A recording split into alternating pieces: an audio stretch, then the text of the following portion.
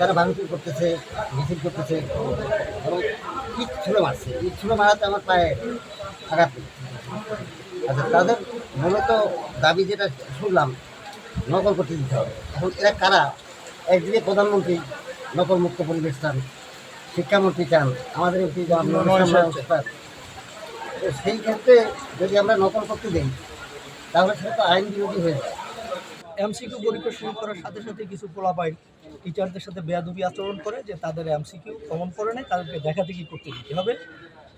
তো আমাদের টিচাররা যেহেতু বাংলাদেশ সরকারের মাননীয় শিক্ষামন্ত্রী মহোদয় নকলমুক্ত পরিবেশে পরীক্ষা দিচ্ছে, নেওয়ার ব্যবস্থা করছে এবং প্রত্যেকটা রুমে সিসি ক্যামেরা আছে এবং যদি কোনো জায়গায় ছাত্রছাত্রীরা দেখাদেখি করে তার ব্যবস্থা সিসি ক্যামেরা ফুটেজের মাধ্যমে নেওয়া হয়।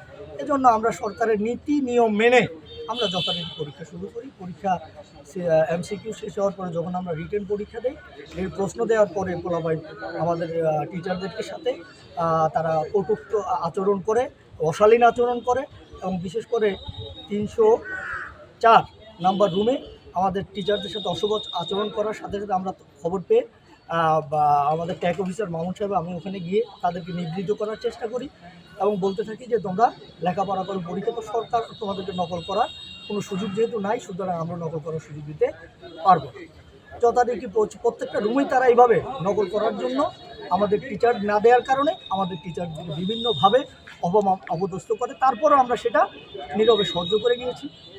পরীক্ষা শেষ হওয়ার পর তারা যখন শেষ হয়ে যায় এবং আমি ইতিমধ্যে আমি প্রশাসনকে জানিয়েছি, তারা আমার টিচারদের সাথে খারাপ আচরণ করে রুমে।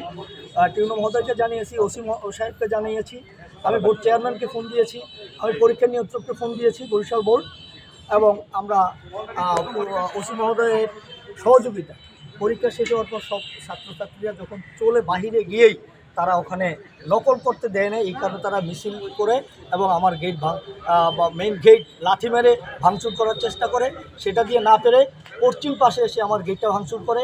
এখানেও প্রচুর ইট পাটকেল ছুঁড়ে এবং অনেক পথচারী আহত হয় যারা হাসপাতালে চিকিৎসাধীন ছিল। এমনকি আমাদের কলেজের ম্যানেজিং কমিটির সম্মানিত সভাপতি শিকদার হুমায়ুন কবির সহ তাদের ইটের আঘাতে পায়ে আহত হয়েছে।